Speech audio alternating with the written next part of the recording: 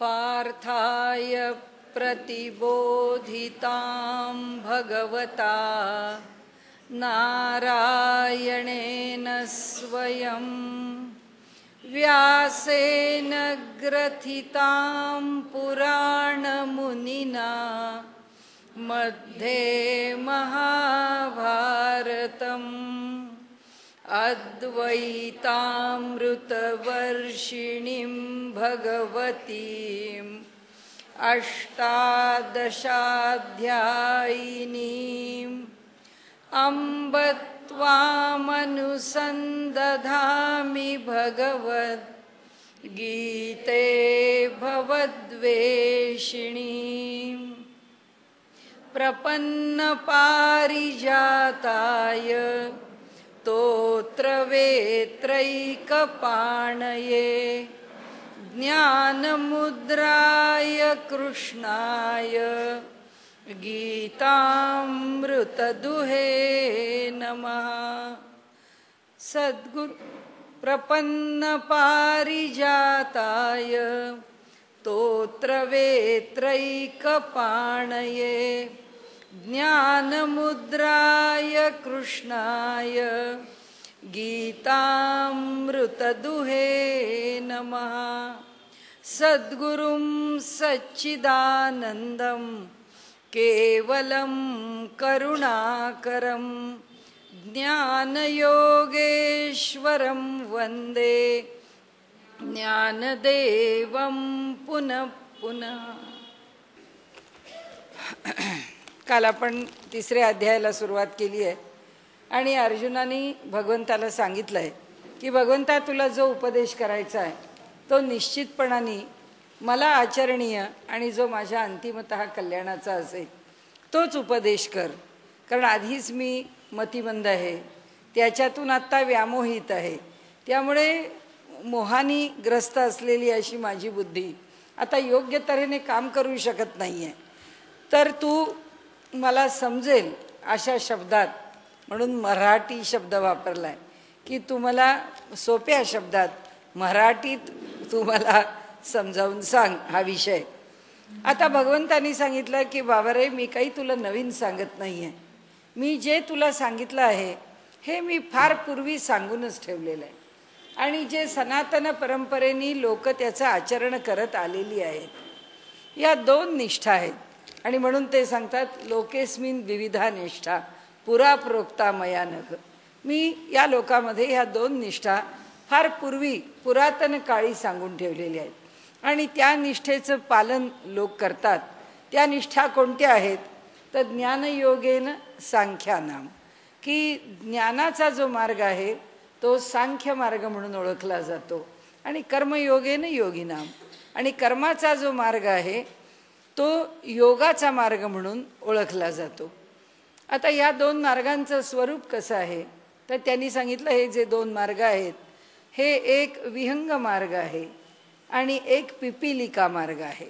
या मार्गाचं वर्णन करताना असं सांगितलं जातं की पक्षी जसा एका झाडावरून दुसऱ्या झाडावरती झटकन उडून त्या फांदीवर शाखेवर जाऊन बसतो, तसं हा ज्ञानी त्याच्या कानावरती आत्मबोध किंवा ती महावाक्याची वचनं जी ब्रह्मवाक्य आहेत ती त्याच्या कानावर पडली की तात्काळ तो त्या ठिकाणी ज्ञानी होतो आणि तो आत्मभावाला आत्मज्ञानाला प्राप्त होतो. पण म्हणाले सगळीच माणसं अशी नसतात आणि त्यामुळे सामान्यतः मनुष्याकरता असलेला मार्ग जो आहे तो हा योग मार्ग आहे. योग मार्ग याचा अर्थ निष्काम कर्मयोगाचा मार्ग, की प्रतिक्षणी आम्हाला कर्म करावंच लागतं. त्या प्रतिक्षणी केल्या जाणाऱ्या कर्मामध्ये आम्ही ममत्व किंवा अहंकार या दोन्ही गोष्टी न ठेवता हे या क्षणाचं नियोजित कर्म आहे, केलं विषय संपला, ते तिथेच सुटलं, असं झालं पाहिजे. आणि तसं जर झालं तर ते जे कर्म आहे ते कर्म खूप पुण्याला, खूप कल्याणाला, त्याचबरोबर मुक्ततेला कारक आहे, ते फल देणारं आहे. आणि म्हणून त्यांनी सांगितलं की हे जे कर्म आहे हे थोडंसं जरी आचरलं गेलं तरीसुद्धा अल्प त्याचं आचरणही फार मोठं फलदायी ठरतं. तर काल आपण इथपर्यंत आलो, 44 ओव्या संपल्या आहेत. आता दुसरा विषय अर्जुनाकरता भगवंताचा चालू आहे.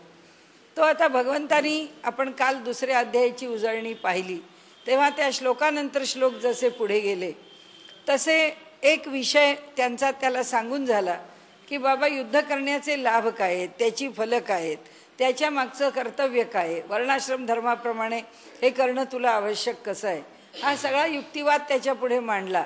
तरीसुद्धा तो म्हणाला नाही, मला हे काही योग्य वाटत नाही आणि हे द्रोण आणि माझे भीष्माचार्य आजोबा यांना मारावं आणि हे राज्य मिळवावं नको, त्यापेक्षा मला भिक्षाटन परवडेल, त्यापेक्षा मी भिक्षा मागून जगेन, मला कोणतेही भोग नकोत. आता भगवंतानी जो युक्तिवाद उभा केला तो पहिला युक्तिवाद आहे स्वधर्माचरणाचा. आणि त्यामुळे युक्तिवाद ह्याचा अर्थ त्याला पटवण्याकरता युक्तिवाद, नाही तर व्यवहारात आपण असं समजू की हे सगळे विषय केवळ युक्तिवादाकरता आलेत, हा त्याचा अर्थ नव्हे. की कोणती असं आहे, प्रत्येकाला एखादा विषय पटण्याकरता एकच भूमिका चालते असं नाही आहे. आणि म्हणून आपल्याकडे त्या वर्णन करताना असं म्हटलेलं आहे पुष्पदंताच्या शिवमहिम्न स्तोत्रामध्ये, रुचिणाम वैचित्र्यात रुजू कुशल जुषताम. कसं आहे की कुणाला कोणता विषय आवडेल सांगता येत नाही. एखाद्याला एखाद्या गोष्टीमुळे ताबडतोब ते पटतं, एखाद्याला त्या गोष्टींनी पटेल असं नाही. तो म्हणेल बा तुमचं हे म्हणणं काही मला पटत नाही, हां तुम्ही असं एक म्हणता ना ते मला पटू शकेल. आता जसं एक साधी गोष्ट आहे की एक स्मरण आहे आपल्याला, आपण काल विषय घेतला की स्मरणाशी निगडीत एक विषय आहे की काय आहे की जर आमच्याकडे आमचं स्मरण आम्ही जर सारखं ताजं ठेवलं तर त्याचे लाभ काय होतात. आज जे जगभरामध्ये अल्झायमर आहे, त्या विस्मरणाचा जो रोग आहे, तो विस्मरणाचा रोग मनुष्य पाठांतर करत नाही याच्यातून. आता समर्थांनी आम्हाला सांगितलं बहुत करावे पाठांतर. आता समर्थ सांगतात तर आम्हाला काय वाटतं, समर्थांना असं वाटतं यांचा ग्रंथ टिकावा, समर्थांना वाटतं परंपरा टिकावी, म्हणून ते पाठांतर करायला लावतात. समर्थांना किंवा धर्माला किंवा परमात्म्याला ह्याच्याशी काही देणं घेणं नाही. तो काही धर्म आमच्यावर चाललाय का? त्या गोवर्धन पर्वताला लावलेल्या इतर गोपांच्या काठ्यांसारखी आमची भावना आहे की आमच्या काठीने गोवर्धन उचलला गेलाय असं आम्हाला वाटतं. आम्ही धर्माचरण केलं तर धर्म टिकणार आहे, आम्ही देवाला मानलं तर देवाचं अस्तित्व राहणार आहे, आम्ही देवाची महती वाढवली तर देवाची महती वाढणार आहे. या सगळ्याची देवाला काहीच गरज नाही आहे. ते काय ह्या एका ब्रह्मांडावरती देव बसला आहे आणि हे एक ब्रह्मांड त्याला भजील आणि त्याला जाणील तर त्याला आनंद आहे, अशा अनंत कोटी ब्रह्मांडांचा नायक आहे. आणि आमच्यापेक्षा त्याला जाणणारे एकापेक्षा एक श्रेष्ठ अनेक ब्रह्मांडांमध्ये आहेत. आम्ही जाणलं का न जाणलं या पृथ्वी तलावर असणाऱ्या एवढ्या जीवांमधला एक एकच जीव आहे, तो जाणतो का नाही जाणतो यांनी त्याला काही फरक पडत नाही. म्हणून आपल्याला म्हटलं तसं की ते जे स्मरण आहे त्या स्मरणाला जर आम्ही ताजं ठेवलं नाही तर आम्हाला स्मरण राहण्याचं जे एक सारखं त्याला ताजं तवानं करणं किंवा पुन्हा पुन्हा उजाळा देणं होणार नाही. आणि जर पुन्हा पुन्हा उजाळा दिला नाही तर जे वापरत नाही त्याचा त्याची जी क्षमता आहे ती संपून जाते किंवा त्या अवयवाचं जे सामर्थ्य आहे तेज आहे ते निघून जातं. कानाने जर आम्ही कमीत कमी बारीकात बारीक आवाज ऐकला नाही, सगळेच मुली मोठे मोठे खांब उभे करायचे आणि दाण दाण दाण आवाज ऐकायचे, कानाचे पडदे फाटूनच जाणार आहे, त्याला हळू बोललेला ऐकूच येणार नाही. तसं पायानी जर चाललोच नाही, गुडघ्यानी जर वाकलोच नाही तर आम्हाला गुडघ्यात वाकणं हळूहळू जमणारच नाही आहे. पायानी चाललो नाही तर पायातल्या स्नायूंची ताकद कमी होऊन पायानी चालताच येणार नाही आहे. हे जे आहे ज्याला आपण अनयूज ॲट्रॉफी म्हणतो की त्याचा उपयोग केला नाही की ते सगळं निष्क्रिय होत जातं. तसंच आहे की भगवंताचं स्मरण करावं तर आमची स्मृती चांगली राहते. म्हणजे भगवंताच्या केलेल्या स्मरणाने भगवंताला काही पोचतंय असं नाही आहे. भगवंत म्हणतो तू धड राहा जन्मभर हातीपायी, याच्याकरता सांगतो आहे तुला. तसं आहे इथे की हे स्वधर्माचं आचरण तू कर, हे सांगताना आपण जेव्हा म्हणतो की भगवंत आता अर्जुनाच्या पुढे हा तर्क उभा करतोय, तर हा तर्क याचा अर्थ ही भूमिका उभी करतोय. ह्या भूमिकेतून अर्जुनाला त्याचा स्वीकार करता येतोय का बघतोय भगवंत, की ह्याला काय योग्य वाटतं. ह्याला जर, कारण त्यांनी काय काय उभं केलं आपण काल बघितलं, की कसा कुलनाश होईल, कशा कुलस्त्रिया पतित होतील, कसे वंशाच्या वंश हे त्याच्या ज्या धार्मिक आचरणापासून भ्रष्ट होतील. आणि मग असं जर सगळं होत असेल आणि लुप्तपिंडोदक क्रिया, सगळ्या वैदिक क्रिया जर लुप्त होत गेल्या, कुटुंब व्यवस्थाच जर भ्रष्ट झाली तर काय होईल, असा जेव्हा त्यांनी प्रश्न उभा केला, म्हणजे त्यांना असं वाटलं भगवंताला की ह्याला आता पहिल्यांदा तू ज्या कर्मकांडाचं महत्त्व सांगतो आहेस त्याच्यामध्ये एका बाजूनी महत्त्व सांगतोयस आणि दुसऱ्या बाजूनी तेच महत्त्व नाकारतोयस. कारण कर्माचं महत्त्व सांगून तूच कर्माला प्रवृत्त होत नाहीयेस. तर जे तुझं कर्म आहे त्या कर्माला तू प्रवृत्त हो. प्रवृत्त होण्याकरता आता तुला काय सांगावं लागेल. म्हणून भगवंत म्हणतात की आता तुला श्रेष्ठता दुसऱ्या प्रकारची देतो आणि तुला दुसऱ्या प्रकाराने श्रेष्ठता सांगतो की वर्णाश्रम धर्माच्या ठिकाणी असणारी तुझी श्रद्धा ही तुझ्या स्वधर्माच्या ठिकाणी किती आहे मला बघू दे. कारण शेवटी तुझी श्रद्धा तुझ्या स्वधर्माच्या ठिकाणी असली पाहिजे. आणि म्हणून तू स्वधर्माच्या बाबतीमध्ये अधिक जागरूक राहा. आणि का राहा, कसा राहा, कशा करता राहा. आता पहिला विषय त्यांनी हा घेतला आहे, कर्म करण्याला उद्युक्त करण्याकरता. आता त्याच्याकरता सुरू करताना किंवा त्या विषयात प्रवेश करताना त्यांनी मांडणी कशी केली आहे की तुला कर्म करावं असं वाटत नाही. म्हणजे तुला असं वाटतं का की तू कर्म केलं नाही, म्हणजे जसे संन्यासी आदी योगी लोक आहेत ते लोक काही कर्म करत नाहीत, ते फक्त ईश्वरार्पण बुद्धीने भगवंताचं नामस्मरण करत एका स्थानावरती स्थिर बसलेले आहेत आणि ते सगळ्या लौकिक कर्मापासून दूर आहेत. कारण 12 वाजता दुपारी बिचारे भिक्षा मागायला येतात, पण बाकीचा सगळा दिवस त्यांनी आपली सगळी कर्म नाकारलेली आहेत.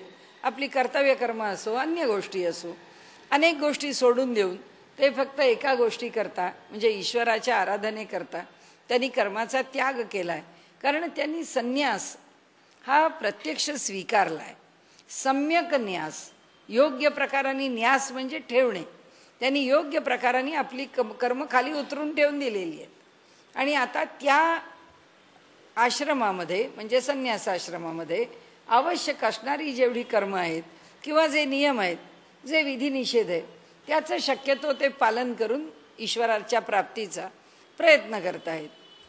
तर आता अर्जुनाला ते म्हणतात, अर्जुना तू तुझं कर्म टाकलंस म्हणजे तुला असं वाटतं का की हे कर्म टाकल्यानंतर तुला नैष्कर्म्य सिद्धी प्राप्त होईल. म्हणजे त्यांना जे कर्म केल्यानंतर जी सिद्धता प्राप्त होते किंवा जे फल प्राप्त होतं, जे नैष्कर्म्य म्हणजे कर्म करूनही ज्या कर्माच्या ठिकाणी त्या कर्माचा लेप लागणार नाही अशी परिस्थिती निर्माण होते. किंवा जे कर्म केलं नाही तरीही ज्या कर्माचा दोष लागत नाही. म्हणजे संन्यासी आहे, त्यांनी खूप लहान वयामध्ये संन्यासाश्रमाचा स्वीकार केला आहे, त्याच्यावर वास्तविक पाहता कुटुंबाची जबाबदारी आहे आणि त्याचं पहिलं कर्तव्य कुटुंब सांभाळणं आहे. पण तो बिचारा जन्माला आला आहे, तोच वैराग्य घेऊन आलेला आहे. तो म्हणतो हे सगळं जरी असलं तरी ह्या गोष्टीमध्ये मी रमू शकत नाही, माझ्या आईवडिलांची जबाबदारी घेऊ शकत नाही, या कुटुंबाकरता मी अर्थार्जन करू शकत नाही, मला याच्यातून मुक्त करा, मला घरातून मोकळं करा, मी माझं निघून जातो.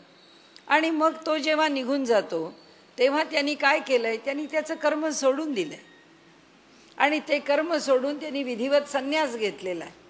आता तो जर त्या प्रकाराने अधिकारी पुरुष झाला तर हे कर्म टाकून सुद्धा त्याला टाकलेल्या कर्मांनी सुद्धा दोष न लागता त्यांनी स्वीकारलेल्या संन्यासाश्रमांनी त्याला जे फल प्राप्त करायचे ते प्राप्त होणार आहे. त्याचा दोष भोगावा लागणार नाही आहे, तर त्याला जे स्वीकारलं आहे त्याच्यामधून त्याला त्याचे लाभ मिळतील. तर असा नैष्कर्म्य सिद्धीने युक्त असलेला संन्यासी, अर्जुना तुला असं वाटतं का की तू कर्म टाकलंस आणि त्याच्यामागे एवढी मोठी ग्रेट फिलॉसॉफी, एवढा मोठा विचार तू मला सांगतोयस असं जर तुला वाटत असलं तर त्याच्यामुळे तुझ्या कर्म न करण्याचा दोष तुझ्यापासून दूर होणार आहे? म्हणाले असं कधीच होणार नाही. तुला कर्म करावंच लागेल. कारण कालच आपण बघितलं की भगवंतानी त्याला कोणत्या गटात टाकलाय, कोणत्या कॅटेगरीत टाकलाय. भगवंतांना माहिती आहे ह्याची कॅटेगरी ही काही वैराग्यशील पुरुषाची नाही. हा क्षत्रिय आहे, हा राजा आहे आणि ह्याला राजाचा म्हणजे राज्याचा उपभोग घ्यायचा आहे आणि ह्यामुळे हा कर्ममार्गाचा मनुष्य आहे आणि म्हणून यांनी निष्काम कर्मयोगाचं आचरण करावं, त्याकरताच त्याला प्रवृत्त करायचं आहे. आणि म्हणून ते सांगतात न कर्मणाम अनारंभान नैष्कर्म्यम पुरुषोष्णुते. म्हणाले कर्माचा अनारंभ करून किंवा कर्म न करून म्हणाले कुणाही पुरुषाला, व्यक्तीला नैष्कर्म्य प्राप्त होत नाही. नच संन्यसनादेव सिद्धीम समधी गच्छती.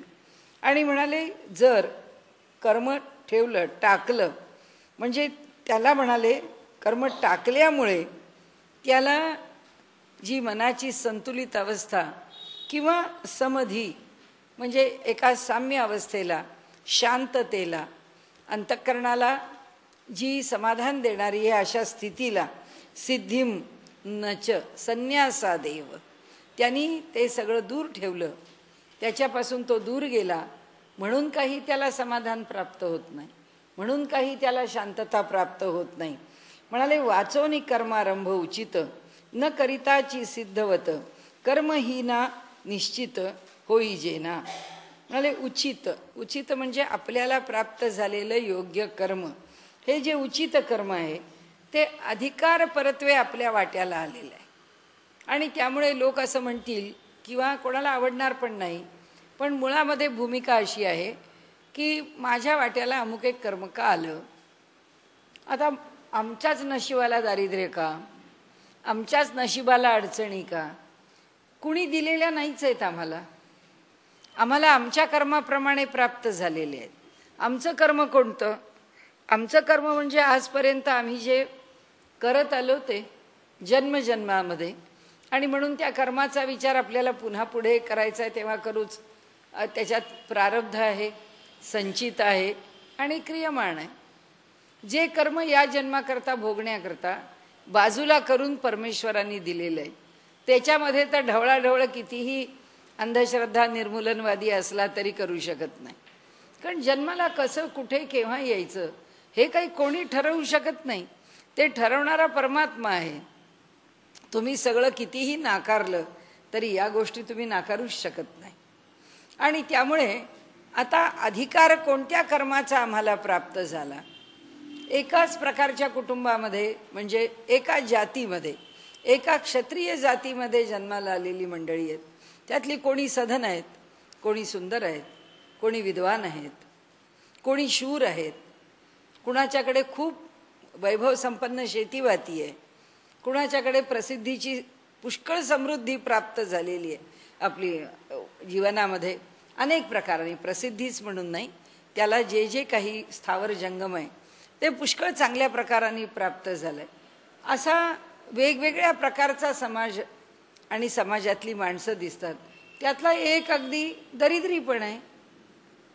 आता त्याला दारिद्र्य का आणि त्याच्यावरती ह्या वेगवेगळ्या जबाबदाऱ्या का? त्याच्या कर्माप्रमाणे. आणि म्हणून ज्ञानेश्वर माऊलींनी प्राप्त कर्म शब्द वापरला नाहीये, उचित कर्म वापरला. ते आम्हाला उचित योग्य आहे, कारण आम्ही जे पूर्वकर्म केलं आहे त्या कर्मानी आम्हाला योग्य कर्म, कुणी आमच्यावर अन्याय करून हे कर्म दिलेलं नाही आहे. कुणीच कुणावर अन्याय केलेलं नाही आहे. या जगामध्ये जन्माला येताना जे कर्म आम्ही घेऊन आलो ते कर्म आमच्यावर अन्याय करत नाही, ते आमच्या कर्माचं फळ आम्ही भोगत असतो. आणि म्हणून ते म्हणतात उचित कर्मारंभ वाचोनी. जे आम्हाला अधिकार परत्वे जन्माला आल्यानंतर आपल्या वाट्याला कर्म आलेलं आहे ते न करिताची सिद्धवत कर्महीना निश्चित होईना. म्हणाले हा सिद्धवंत पुरुष किंवा सिद्धी प्राप्त झालेला किंवा त्या कर्माला सिद्धता आलेला असा न करिताची, ते कर्म न करताच म्हणाले त्या सिद्ध पुरुषाप्रमाणे आम्ही कर्महीना निश्चित होईना. म्हणजे जो कर्म करत नाही तो कर्म न करण्यानी या सिद्ध पुरुषाप्रमाणे निश्चितच कधी होत नाही. अर्जुना, मनातून हा विषय तू काढून टाक की श्रेष्ठ अधिकारी पुरुष त्याच्या ठिकाणी तो कर्म करत नाही असं तुला दिसतं, पण तो कर्म करत नाही अशी स्थिती नाहीच आहे. त्याचं कर्म आपोआप गळून पडलेलं आहे आणि तू ते कर्म टाकायला निघालेला आहेस. आणि त्यामुळे कर्महीना, कर्म न करणारा कर्महीन मनुष्य हा सिद्ध पुरुषाप्रमाणे त्या कर्मापासून दूर होऊ शकत नाही. कारण ते कर्म त्याच्यापासून दूर निघून गेलंय, कर्म त्याच्यापासून गळून पडलेलं आहे. आणि म्हणून का प्राप्त कर्म सांडीजे येतुलेनी नैष्कर्म्य होईजे, किंवा मला जे कर्म प्राप्त झालं आहे ते कर्म मी टाकून द्यावं आणि म्हणावं नाही काय, कशाला कर्माचं बंधन आपल्याला पाहिजे, कशाला ह्या बंधनात आपण अडकावं, त्यापेक्षा आपण आपल्या अध्यात्माच्या मार्गाने चालावं. असे पण काही लोक असतात, कुणाच्या तरीकडे जातात, त्यांच्याकडे काही विषय समजून घेतात. विषय समजून घेतल्यानंतर ते म्हणतात तुम्ही तुमचे सगळे व्यवहार आहेत ते सगळे कमीत कमी ठेवा आणि आपलं आपलं जीवन स्वावलंबनाने जगा आणि सगळा वेळ तुम्ही अध्यात्माकडे द्या. आता ऐकणारा अर्धवट असतो, तो म्हणतो हो बरोबर आहे, सगळं स्वावलंबनाने जगायचं तर आपल्या घरामध्ये आपले कपडे कोणीतरी धुवून देतं, आपल्या घरात आपली भांडी कोणीतरी घासून देतं, आपल्या घरात कोणीतरी झाडलोट करून देतं. दुसऱ्या दिवशी मोठी स्फूर्ती घेऊन अगदी हायली इन्स्पायर होऊन काढून टाकली सगळी माणसं. लागलो आपण सगळं झाड पूस भांडी धुणं ते सगळं करता करता इतकी दमणूक झाली की 15 दिवसात ध्यान काय तिकडे वळायला सुद्धा वेळ मिळाला नाही. शरीर रोज दमून पडायला लागलं. मग गुरूंना विचारायची राहिली की गुरुजी, हे आपण जे आम्हाला सांगितलं की स्वतंत्रपणाने आपलं जीवन आहे ते स्वावलंबनाने जगावं आणि स्वतंत्रपणाने जगत असताना साधना करावी, आमची काही साधनाही होत नाही आहे आणि स्वतंत्रपणाने आम्हाला ते सगळं काम आणि जीवन काही झेपत नाही आहे. तेव्हा त्यांनी सांगितलं तुम्हाला असं नाही सांगितलं, स्वावलंबनाने जगा याचा अर्थ एवढाच सांगितला की तुम्ही कोणत्याही स्थितीमध्ये आपल्या जीवनात फार बाहेरच्या गोष्टींवर अवलंबून राहू नका. हे मिळालं तर होईल, ते घडलं तर होईल, परिस्थिती मला अनुकूल झाली तर मी साधना करीन.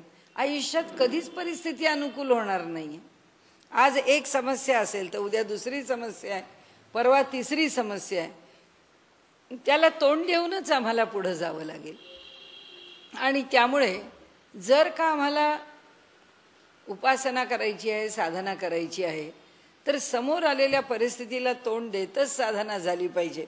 म्हणून ते सांगतात की प्राप्त कर्म सांडीजे, जे आम्हाला प्राप्त झालेलं कर्म आहे ते जर आम्ही गबाळेपणाने टाकायला लागलो की आमच्या जबाबदाऱ्या काय आणि कोणत्या जबाबदाऱ्या ह्या अधिक महत्त्वाच्या आहेत, कोणत्या जबाबदाऱ्या कमी महत्त्वाच्या आहेत, कोणत्या आपणच पार पाडल्या पाहिजेत, कोणत्या कुणाच्या साह्याने पार पाडून घेतल्या पाहिजेत, कोणत्या दुसऱ्यावर सोपवल्याच पाहिजेत, तरच आपल्याला आपलं जीवन चालवता येईल. अशा प्रत्येक कर्माच्या मागे विभागणी आहे. त्या सगळ्या विभागणीचा विचार करत आम्हाला आमचं जीवन जगलं पाहिजे. म्हणाले येतुलेनी नैष्कर्म्य होईजे, म्हणाले जे प्राप्त कर्म आहे ते सांडायचं म्हणजे टाकायचं आणि मी ते टाकल्यानंतर आता मला नैष्कर्म्य स्थिती प्राप्त होईल असं म्हणणं हे अर्जुना वाया बोलीजे मूर्खपणे. म्हणजे ज्ञानेश्वर माऊली कुठं शिव्या देत नाहीत. ज्ञानेश्वर माऊलींचा फार मोठा शब्द म्हणजे मूर्खू, मूर्ख हा त्यांचा, आणि गावंढा, एवढे 2च शब्द आहेत, बाकी त्याच्या पलीकडे ते शब्द वापरत नाही. ते म्हणता मूर्खपणा आहे. की म्हणाले अर्जुना हे काय बोलतोयस, हे फुकटच काहीतरी बोलतोयस. वाया बोलीजे मूर्खपणे सांगे पहिलं तिरा जावे ऐसे व्यसन का जेथ पावे. आम्हाला पहिलं तिरावरती जायचंय पण अडचण निर्माण झाली आहे की आम्ही जाऊ शकत नाही, आम्ही पायाने जाऊ शकत नाही, आम्ही पोहून जाऊ शकत नाही, आम्हाला अडचण आहे. तेथ नावे ते लाजावे घडे केवी. तिथं नावेचा आश्रय घेणं किंवा नावेची मदत घेणं ह्याला लाजावं किंवा ह्याला नाकारावं कशा करता, काय कारण आहे. ना तरी तृप्ती इच्छिजे, तरी कैसेनी पाकू न कीजे.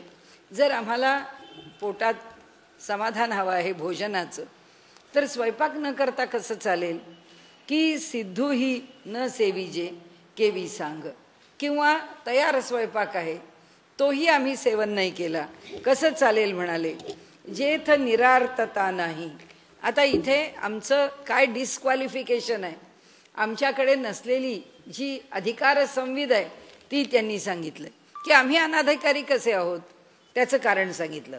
जव निरार्थता नाही, जोपर्यंत आमच्या ठिकाणी आर्थता येतच नाही. म्हणजे निरार्थता म्हणजे निरीच्छता, चुकून बोलले अर्थता. निरार्थता येतच नाही आमच्याकडे, जोपर्यंत निरीच्छता येतच नाही.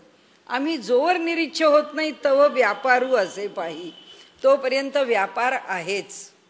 आम्हाला इच्छा आहे तोपर्यंत व्यापार आहे. आणि म्हणून मग संतुष्टीचा ठाई कुठे सहजे. मग हा जो आत्मतृप्त पुरुष आहे तो त्याच्यासारखे आम्ही होऊ का. त्याच्या ठिकाणी जे दिसतं ते आमच्या ठिकाणी प्राप्त होईल का.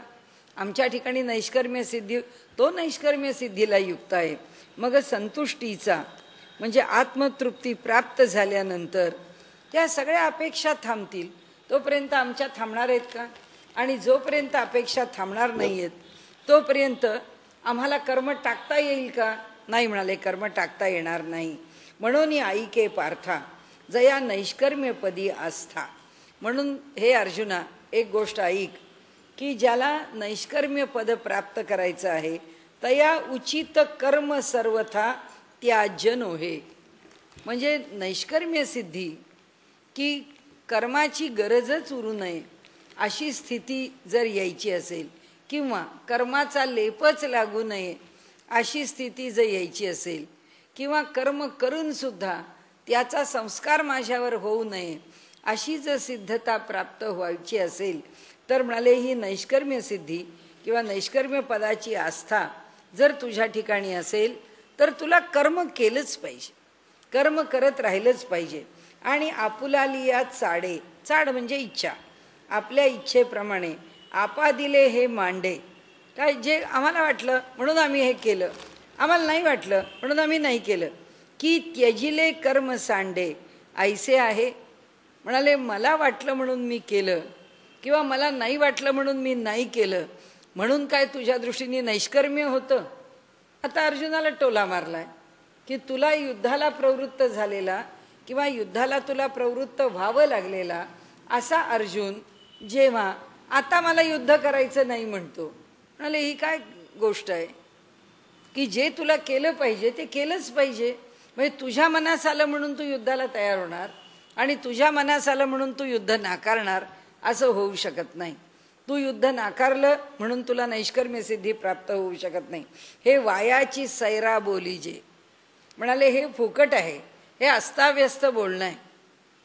म्हणाले उकलू तरी देखो पाहिजे. उकलू विचार कर, उकलू तरी विचाराने उकल करून पहा. परित्यजिता कर्म न त्यजे निभ्रांत मानी. आणि तुझा एक लक्षात घे, एकदा नाही 10 वेळा विचार कर, आणि 10 वेळा विचार करून तुझ्या एक लक्षात येईल की तू टाकतो म्हटलास म्हणून कर्म टाकलं जात नाही. कर्म सुटावं लागतं, कर्म गळून पडावं लागतं. म्हणून तरी त्यजिता कर्म न त्यजे निभ्रांत मानी. निश्चितपणाने मान्य कर, तुझ्या मनात त्याविषयी संशय ठेवू नको. तुला टाकायचं म्हणून कधीच कर्म टाकता येणार नाही. नाही कश्चित क्षणमपि जातू तिष्ठत्य कर्मकृत. म्हणाले असा एकही क्षण नाही जीवनातला की ज्या क्षणी आम्ही कर्म न करता राहू शकतो. कार्यते ह्यवशः कर्म सर्व प्रकृतीचैर गुणैही. म्हणाले त्याचं कारण एकच आहे की आम्ही सगळेजण प्रकृतीच्या अधीन आहोत, प्रकृतीतून निर्माण झालेले आहोत.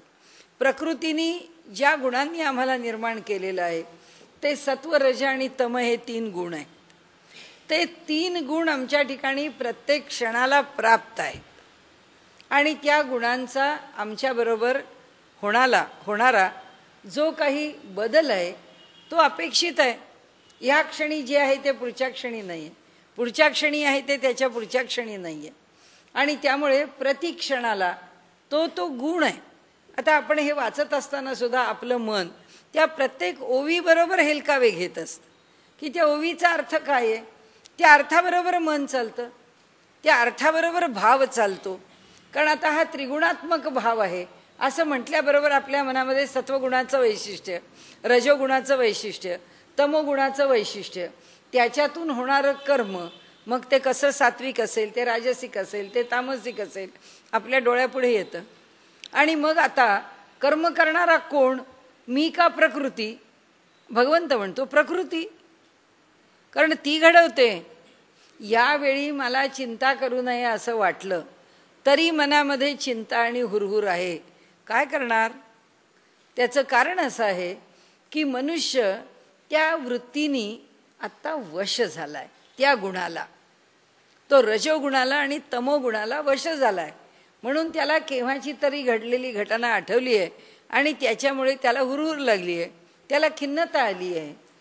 आता त्यामध्ये सत्वगुणाचं प्राबल्य जर झालं, छे या सगळ्या गोष्टी बाजूला टाका, मन चांगल्या गोष्टीमध्ये रमू दे, या गोष्टीत मनाला रमवायचं कारण नाही असं म्हटलं आणि सत्वगुण जर प्रबल झाला तर त्या गुणात आहोत. पण तो गुण सुद्धा काहीतरी कार्य करतोच आहे. तो काय करील? मनाची अप्रसन्नता दूर करील. आपण म्हणतो आलं होतं मनामध्ये जरा, मन काही तितकं स्वस्थ नव्हतं, नाही पण थोडा विचार केला, आता झटकला, आता सगळं ठीक आहे. आता सगळं ठीक आहे ही पण एक स्थितीच आहे, ती पण एका गुणाचा परिणामच आहे. आणि म्हणून ते सांगतात की इथे काय होतं, कार्यते ही वशः, आम्ही कुणाला वश आहोत? आम्ही त्या प्रकृतीला वश आहोत. कर्म सर्वहा, प्रत्येकाच्याकडून प्रकृती जैर्गुणैही, प्रकृतीच्या गुणांच्याकडून हे प्रत्येकाकडून करून घेतलेलं कर्म घडत असतं. प्रकृतीचे गुण आहेत, ते गुण आमच्या प्रत्येकाच्या ठिकाणी आहेत आणि आमच्या प्रत्येकाकडून त्या गुणांनी कार्य करून घेतलं जातं. आणि म्हणून कार्यतेही वश, आम्ही अधीन आहोत त्याच्या. आम्ही कुणाला टाळणार आहे? आम्हाला नाही टाळता येणार सत्वरज तम गुणांना. आम्ही त्याला टाळून पलीकडे नाही जाऊ शकणार. आम्ही काय करू शकू? त्याच्यामध्ये फक्त योग्य संतुलन आणू शकू. त्याच्यामध्ये फक्त आम्हाला पाहिजे त्या प्रकारे उत्कर्ष आणि अपकर्ष करू शकू. की सत्वगुणाचा उत्कर्ष आहे आणि तमोगुण आणि रजोगुणाचा अपकर्ष आहे, कमी केले आम्हाला करता येतील. त्या गुणांना आम्हाला आमच्या ठिकाणी बदलवून घेता येईल, पण गुण नाही नष्ट होत. मग भगवंत म्हणतात कर्म कोण करवतं? गुण करवतात. तुला कोणत्या गुणांनी कर्म करायचंय? तमोगुणांनी करायचंय? ह्या मोह, तूच सांगतोयस मी मोहामध्ये पडलेलो आहे, आता ह्या मोहात राहून कर्म करायचंय का तुला योग्य प्रकाराने विवेकाने कर्म करायचंय? बघ, आता तुलाच म्हणून सांगतो की योग्य विवेकाने तू कर्म करावंस. आणि ते कसं करू शकशील? पहा, जव प्रकृतीचे अधिष्ठान तव सांडी मांडी हे अज्ञान, जे चेष्टा ते गुणाधीन आपैसी असे. चेष्टा हालचाल, प्रत्येक कृती कर्म, जे चेष्टा ते गुणाधीन, ते कुणाच्या अधीन आहे? ते गुणांच्या अधीन आहे. आपैसी असे, आपोआप आहे, स्वाभाविक आहे, ते कोणी ठरवल्याने नाही आहे. या सृष्टीच्या निर्मितीबरोबरच हे आलेलं आहे आपोआप. जव प्रकृतीचे अधिष्ठान, जोपर्यंत प्रकृतीचं अधिष्ठान आहे तव सांडी मांडी हे अज्ञान, तोपर्यंत कधी अज्ञान सुटलं जातं, कधी अज्ञानाचं प्राबल्य असतं.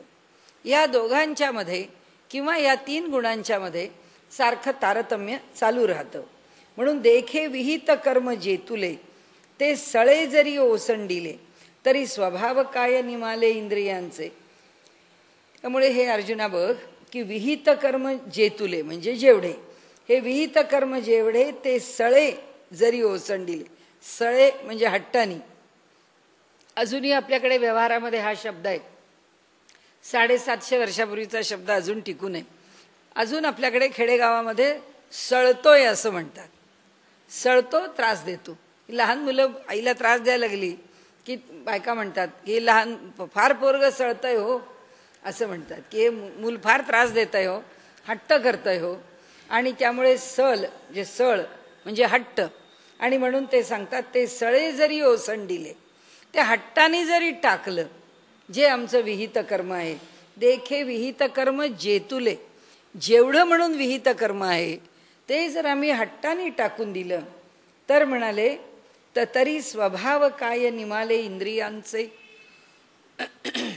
आम्ही कर्म टाकलं, इंद्रिय सुटली का आणि इंद्रियांचे स्वभाव बदलले का, त्यावरती माऊली म्हणतात म्हणजे आता मी कर्माला टाकलंय असं मी म्हणतो, असं जर म्हटलं तर माऊली म्हणतात कोण म्हणू शकतो मी कर्माला टाकलंय.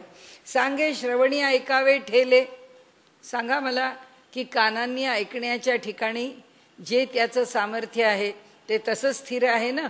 श्रवणाच्या ठिकाणी ठेले म्हणजे राहिलेलं आहे आणि ते स्थिर आहे म्हणून आपल्याकडे पानाचा ठेला म्हणतात की ते जे ठेले उभे, ठेला म्हणजे एक स्थिरपणे उभं केलेलं आहे की ते तिथे आहे, ते त्याचं स्थान आहे. आणि म्हणून ते म्हणतात इथे की सांगे श्रवणी ऐकावे ठेले. त्या श्रवणाच्या ठिकाणी म्हणजे कानाच्या ठिकाणी ऐकण्याचं सामर्थ्य ठेवलेलंच आहे, ते जाणार नाहीच आहे. की नेत्रीचे तेज गेले का, डोळ्यातलं जे सामर्थ्य आहे पाहण्याचं ती दृष्टी निघून गेली आहे. हे नासा रंध्र बुझाले का, नाकानी वास घेणं हे बंद झालं आहे. परिमळू नेघे, ते वास घेऊ शकत नाहीये का. ना तरी प्राणापान गती की निर्विकल्प जाहली मती. ह्याच्या पुढे गेले ते. आता म्हणाले हे 5 ज्ञानेंद्रियांचं एक वेळ सोडून देऊ. म्हणाले अर्जुन मला म्हणाला अहो एखादा बहिरा असतो, एखाद्याला दृष्टी नसते, एखाद्याच्या नाकाला वास येत नाही, मग तुम्ही काय म्हणाल. भगवंत म्हणतात अरे पण प्राणापानाच्या गतीचं काय, श्वास घेणं आणि सोडणं तर करावंच लागतं ना. म्हणून ते सांगतात ना तरी प्राणापान गती की निर्विकल्प जाहली मती. का म्हणाले तुझ्या बुद्धीमध्ये एकही विकल्प येणं बंद झालं, तुझ्या म्हणजे बुद्धीतला मेंदूतला विचार संपला की क्षुधा तृष्णादी आरती खुंटलिया. का म्हणाले याच्याविषयीच्या इच्छा, पाणी प्यावं, भोजन घ्यावं, या इच्छा संपल्या. म्हणाले हे स्वप्नावबोधू ठेले. पुन्हा हे स्वप्न आणि अवबोध म्हणजे जागृती आणि स्वप्न ह्या ज्या 2 अवस्था आहेत, ह्या अवस्था तर आहेतच ना देहाला. की चरण चालो विसरले. का म्हणाले पाय चालायचे विसरले. म्हणाले इतका त्यांना चालता येत नाहीये. हे असो काय निमाले जन्म मृत्यू. जाऊ दे म्हणाले हे पण सोडून दे, पण जन्माला येणं आणि मृत्यू येणं हे कधी सुटलंय का. याही गोष्टी सुटलेल्या नाहीयेत.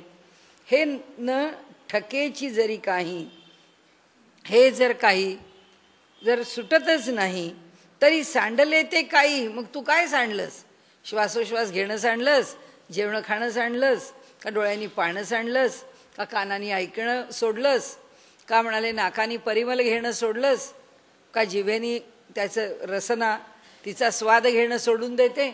यातलं काहीच होत नाही. म्हणाले तू जागृतीत राहतोस. 3 दिवस तुला सांगितलं की तुला पाहिजे ते पदार्थ, पाहिजे ते सिनेमे, पाहिजे ती गाणी, पाहिजे त्या खरेद्या, पाहिजे ते मॉल सगळं देतो. पण एकच अट आहे की 3 दिवस रात्र झोपायचं नाही. हे बरं वाटेल 1-2 दिवस आणि मग 3ऱ्या दिवशी असं वाटेल अरे रामा आता 2 रात्र जागून काढले, सारखं खातोय पितोय, सिनेमे पाहतोय, कपड्यांची खरेदी करतोय, आता कंटाळाला, हे सगळं जाऊ दे खड्ड्यात, आधी मला झोपू दे, मला झोप पाहिजे. म्हणजे अपरिहार्य आहे. भगवंत म्हणतात, आपण तर काही बोललोच नाही, भगवंत तर म्हणतात श्वासच नाही घेतला किती वेळ नाक दाबून धराल, काही सेकंद सुद्धा जेमतेम जातील न जातील तर लगेच शरीर म्हणेल श्वास पाहिजे. ते म्हणतात अर्जुनाला अरे यातलं तू काय सोडू शकतोस बाबा, यातलं काही, हे न ठकेची जरी काही तरी सांडितले ते काही, यातलं काही सुटत नाही. त्याच्या पुढचं सांगतो म्हणाले तुला, म्हणून कर्मत्यागू नाही प्रकृती म्हणता. म्हणून आम्ही जे प्रकृतीच्या अधीन आहोत, हे पंचमहाभूतांनी युक्त आहोत आणि आमच्या वरती जो गुणांचा प्रभाव आहे त्याच्यामुळे आम्ही कधीच कर्माचा त्याग करूच शकत नाही. आता 6व्या अध्यायात माऊली आम्हाला सांगतात जो योगाने युक्त असलेला पुरुष आहे त्याच्या ठिकाणी हे ज्या 10 अंगुळावरती श्वास चाललेला आहे तो काही शिल्लक राहत नाही. त्याच्या देहामध्ये वाहणारं रक्त वाहत नाही, त्याच्या देहामध्ये अन्नाचा किंवा सगळ्या संस्था ज्या आहेत त्यांचा चयापचय आवश्यकता राहत नाही, देहाला अन्नाचीच आवश्यकता राहते. ते म्हणतात तेव्हा तो देह कसा आहे, तो वरून दिसायला ज्ञानदेव आहे, पण आतमध्ये काय आहे? आतमध्ये यातलं काहीच नाही, आतमध्ये फक्त ब्रह्मच आहे. आता तो देह प्रकृतीचा नाही. तुकाराम महाराज म्हणतात ब्रह्मीभूत काया होतसे कीर्तनी, आमची काया आम्ही सातत्याने कीर्तन करतो, ब्रह्मरूपच आहे. लोकांना दिसायला साधाच तुकाराम दिसतो. त्यांनी तर स्वतःचं वर्णन केलंय धुळीतलं बाहुलं म्हणून, की धुळीनी भरलेलं बाहुलं आहे. याचं काय आकर्षण? शिवाजी महाराजांना म्हणतात ते, तुम्हाला इथे येऊन मला नमस्कार कशाला करावा असा वाटतो? गरज काय? तुम्ही तुमचं राज्य करा, मी माझं भजन करतो. प्रत्येकाने आपापलं काम करावं, दुसऱ्याच्या ठिकाणी ढवळाढवळ कशाला करायला यावं? फार सुंदर उपदेश आहे त्यांचा शिवाजी महाराजांना. तर सांगायचा हेतू असा आहे की वरवर दिसायला काय आहे, आत जोपर्यंत आमच्या देहात प्रकृती कार्यरत आहे तोपर्यंत प्रकृतीचे सगळे नियम आम्हाला मानलेच पाहिजेत. आणि म्हणून भगवंत सांगतात, अर्जुना कर्मत्यागू नाही प्रकृती म्हणता. जो प्रकृतीतून निर्माण झालेला आहे त्याला कर्मत्याग संभवत नाही. म्हणून कर्म पराधीनपणे निपजतसे प्रकृती गुणे. कर्म करायचं नाही म्हणून सुद्धा थांबता येत नाही. येरी घरी मोकली अंतःकरणे वाहिजे वाया. म्हणाले की कर्म पराधीनपणाने कुणातून निर्माण झालेलं आहे? प्रकृतीमधून. म्हणजे आम्ही प्रकृतीच्या अधीन आहोत म्हणून कर्म घडतं. एरी घरी मोकली अंतःकरणे वाहिजे वाया. म्हणाले आता या प्रकाराने मी कर्म करीन किंवा कर्म करणार नाही. एरी धरी मोकली अंतःकरणे म्हणजे हे कर्म मी करणार. मोकला म्हणजे कर्म करण्याला मुकला, ते सुटला. मोकली अंतःकरणे वाहिजे वाया. तरी म्हणाले हा अभिमान व्यर्थ आहे. काय की मी कर्म करीन नाही तर करणार नाही. तुम्ही कोण सांगणार मला? मी युद्ध करीन नाही तर करणार नाही. आग्रह काय तुमचा? माझं मन ठरवेल, मी नाही करणार युद्ध, मला नाही आहे करायचं. हे जेव्हा म्हणाले आमच्या अंतःकरणाचा हा विषय होतो की अर्जुनाच्या ठिकाणी जो झाला आहे, मी कर्म करेन किंवा करणार नाही, ते म्हणतात हे कोणतं अंतःकरण आहे याचा अभिमान वाहू शकतं? कोणी याचा अभिमान धरू शकत नाही. आपण पाहिलं हे एक एक बाबा महाराज स्वतःला जे करायचं आहे आणि जे करवून घ्यायचं आहे त्याच्याकरता इतके प्रयास केले आहेत, पण त्या प्रकृतीला जर मान्य नाही आहे, हे यांचं सगळे चाललेले जे काही व्यवहार आहेत ते तसेच चालावेत, प्रकृती चालू देत नाही. जितके लोक वश होते त्या सगळ्या लोकांना एका क्षणी अशी एक वेळ आली की ज्याच्यावरती आमची श्रद्धा आहे, आम्ही इथे आलो आहोत, आम्ही स्वेच्छेने थांबलो आहोत, ते सगळे म्हणाले इथे आम्हाला फार टॉर्चर होते, आता आम्हाला बाहेर काढा, आता आम्हाला मोकळं करा. का बरं? म्हणजे त्यावेळचा तो प्रकृतीचा गुण काय होता? तो प्रकृतीचा गुण असा होता की आपला जीव जगवायचा असेल तर असंच बोललं पाहिजे, नाही तर हा बाबा आपल्याला केव्हाच मारून टाकील. पडले 4 खून तिथे. आता कुणीतरी सोडवायला आलंय म्हटल्याबरोबर आता तुम्ही आम्हाला सोडवा, आम्ही सुटायला तयार आहोत. आत्तापर्यंत आम्हाला सुटण्याची आशाच नव्हती. आता काय झालं? प्रकृतीचा गुण बदलला.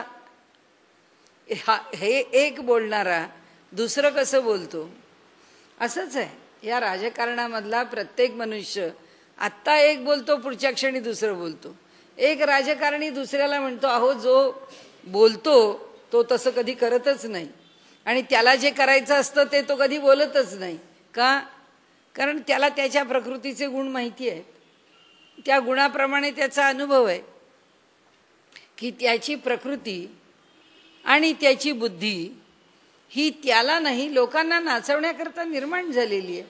त्याचं कौशल्य आहे त्या बुद्धीमध्ये की कसं लोकांना नाचवावं, कसा व्यवहार करावा, कसं समाज संभ्रमित ठेवावा, कसं राजकारण संभ्रमातून खेळत राहावं की जे नेहमीच आपल्याला अनुकूल राहील.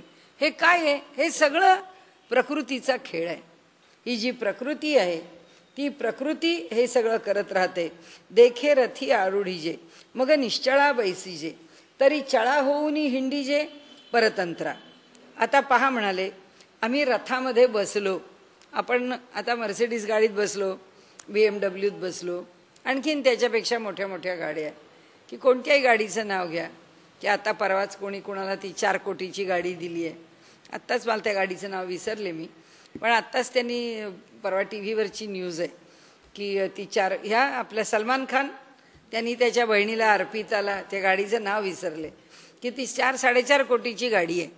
आता त्या गाडीत बसल्यावर त्याची इच्छा काय आहे, की भूमिका एकच आहे की जी मुलगी आम्हाला रस्त्यावर सापडली, आमच्या घरात आम्ही आमच्या बहिणीसारखी वाढवली, ती आमच्या घरात आली आणि आमचं घर वैभवानी भरून गेलं. तर आता तिला किती लाडात ठेवावी, तिचं किती कौतुक करावं तेवढं थोडंच आहे. म्हणजे त्याला काय वाटतं की ह्या गाडीत बसलं की माझ्या बहिणीला पूर्ण आराम आहे, तिच्या पोटातलं पाणीसुद्धा हलणार नाही. माऊली सांगतात तसंच, देखे रथी आरुढीजे. उत्तम अशा रथात आमच्या काल मुलायमसिंग यादवांकरता लंडनहून बग्गी आणली आहे, त्याच्यामध्ये बसवायचं कशा करता 75व्या वर्षी बसवायचं. उत्तम बग्गी पाहिजे का, तर त्याचं सुख मिळालं पाहिजे. ते म्हणतात अशा उत्तम रथामध्ये बसलो मग निश्चळा बैसीजे, काही हालत नाही. इतके शॉक ॲब्सॉर्बर्स चांगले आहेत की रस्त्यावरचा खड्डा बिलकुल जाणवत नाही, पोटातलं पाणीसुद्धा हालत नाही. तरी चळा होऊन हिंडी जे परतंत्रा. पण म्हणाले या रथात बसला तरीसुद्धा त्या रथाला हा जीव किंवा हा देह परतंत्र होतो आणि त्याच्याबरोबर चालत राहतो. म्हणजे रथ घेऊन जाईल तिकडे जातो, गाडी घेऊन जाईल तिकडे. पुण्याहून गाडी निघाली, मुंबईला गेली की मी जागेवर स्थिर बसलोय, पण गाडीने मुंबईत नेऊन पोचवलंय. म्हणजे हा हल्ला नाहीये का? ते म्हणाले हा जरी एका जागेवर बसलाय रथामध्ये तरी रथ हल्लाय आणि रथाच्या गतीला हा परतंत्र आहे. त्यामुळे रथाची गती याला प्राप्तच आहे, त्यामुळे हाही गतिमान झालाच आहे आणि हाही पुढे गेलाच आहे.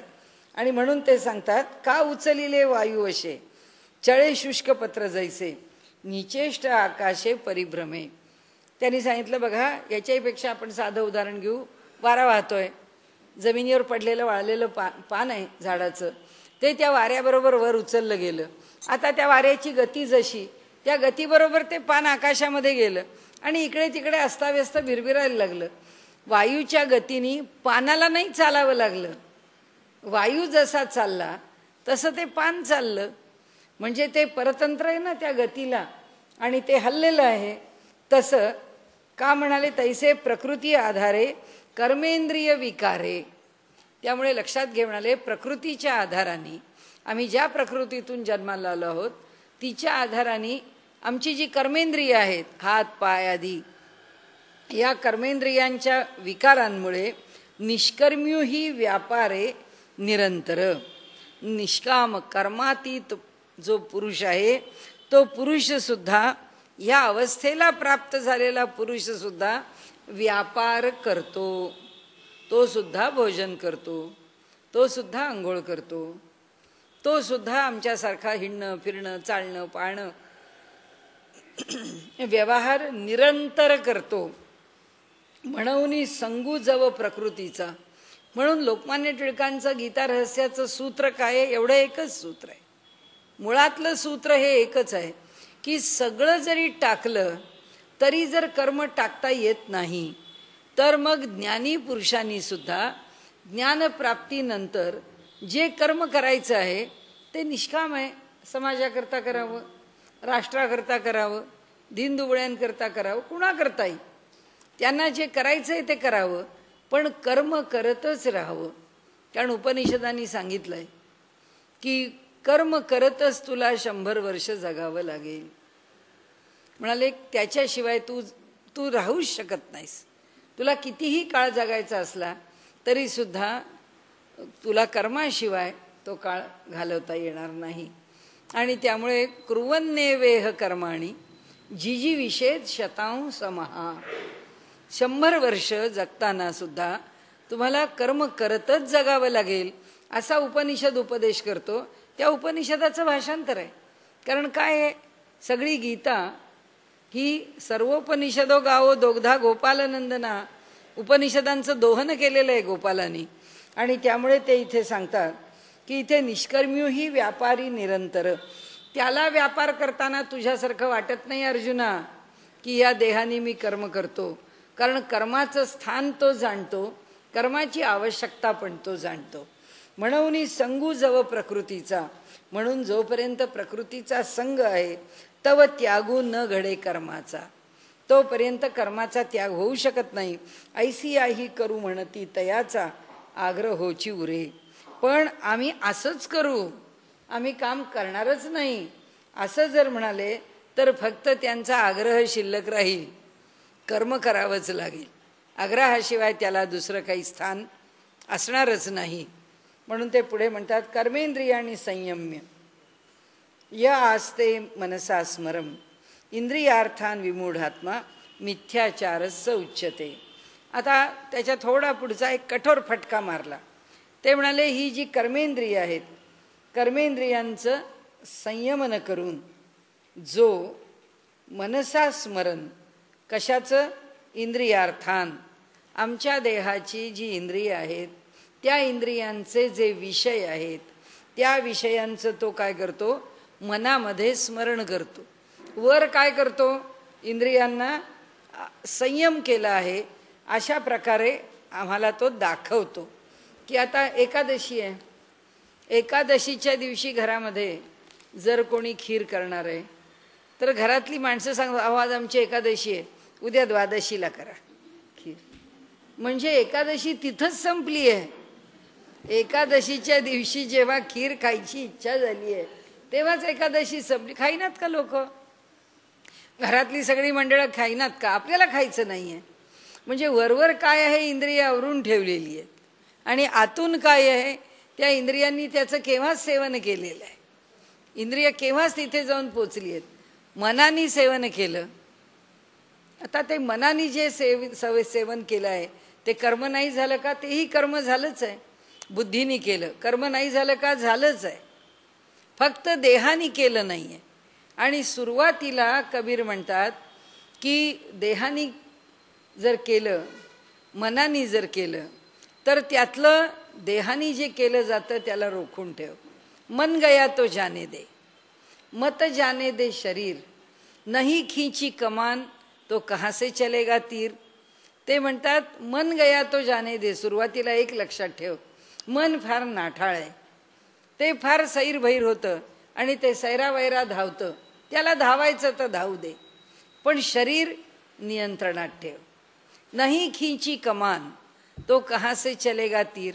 जर शरीरालाच नियंत्रणामध्ये ठेवलं तर मग आमच्याकडनं कुठल्याही प्रकारे, आता आपण म्हटलं तसं आमच्या सेतू माधवराव पगडींचं आत्मचरित्र आहे जीवन सेतू म्हणून, त्यामध्ये वाचण्यासारखं आहे की खूप निग्रह करणारी माणसं आहेत.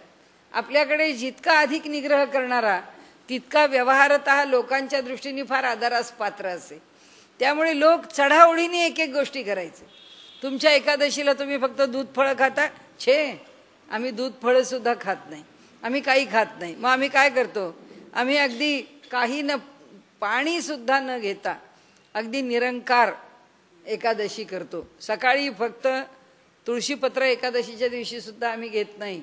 फक्त देवाचं तीर्थ एक पळी तेवढं घेतलं की दुसऱ्या दिवशी द्वादशी सुटतानाच काय ते घ्यायचं.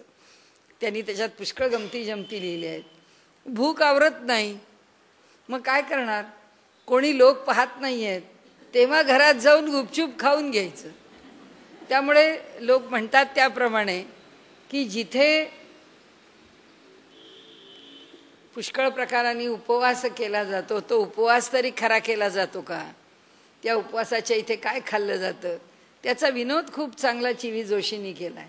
त्यांनी आई घरात झोपलेली आहे आणि चिमणरावला आईनी केलेले पदार्थ आवडले, ते आईनी कपाटात ठेवले, त्याला माहिती आहे कुठे ठेवले.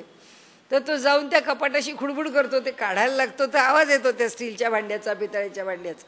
आई म्हणते काय मांजर आलं वाटतं. अरे त्या मांजराला शुकशुक करते.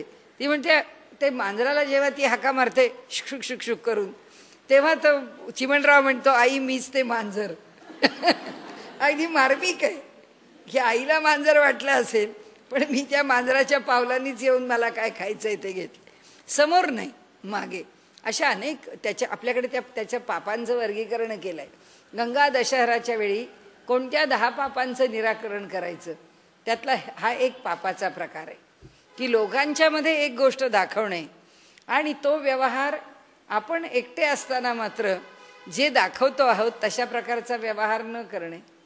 आणि असे खूप साधू आहेत, संत आहेत, अनेक प्रकार आहेत की लोकांच्या मध्ये दाखवताना त्यांचा वेश वेगळा असतो आणि जेव्हा ते तिथून बाजूला जातात तेव्हा त्यांचा वेश, त्यांचं खाणं पिणं, त्यांचे व्यवहार वेगळे असतात. असं पुष्कळ आहे. भगवंतांनी त्याचा परामर्श घेतलाय. कर्मेंद्रियाणी संयम्य या आस्ते मनसा स्मरण. जो इंद्रियांचा संयम आहे असं दाखवतो आणि मनामध्ये मात्र विषयांचं, इंद्रियांच्या अर्थांचं म्हणजे विषयांचं तो चिंतन करतो, त्याला त्याच्याविषयीचं आकर्षण दूर जाऊ शकत नाही, असा हा विमूढ आत्मा आहे, असा हा अत्यंत मंद बुद्धीचा मनुष्य आहे. की म्हणून मिथ्याचारस्य उच्यते. त्याला काय म्हणतात? त्याला दांभिक असं म्हणावं म्हणतात. हा हिपोक्रॅट आहे पक्का, हा दांभिक आहे. हा वरवर एक दाखवतो आणि आत व्यवहार वेगळा करतो किंवा लोकांच्या पासून दूर जाऊन व्यवहार वेगळा करतो.